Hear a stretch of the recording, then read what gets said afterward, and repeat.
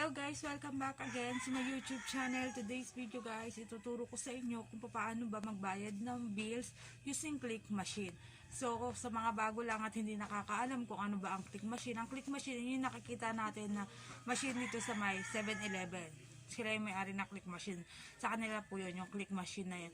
So sa click machine marami tayong magagawa. Pwede tayong nga magbayad ng bills doon, mag-cash in sa GCash, or kung ano-ano pa mga bills na meron tayo.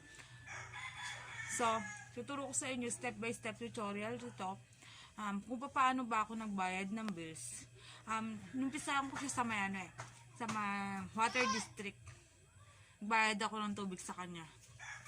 So, tara na, umpisahan na natin.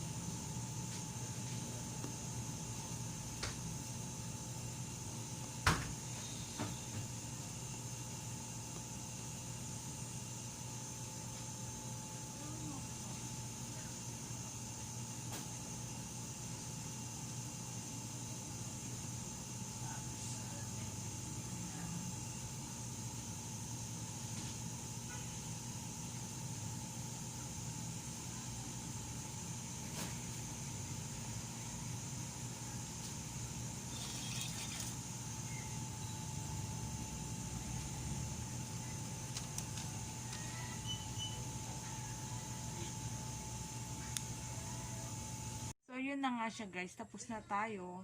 And then, may resibo na tayo. Ang next step natin gagawin is pumunta tayo kay cashier. And then, ipabaril natin siya. So, yun na. Tapos na.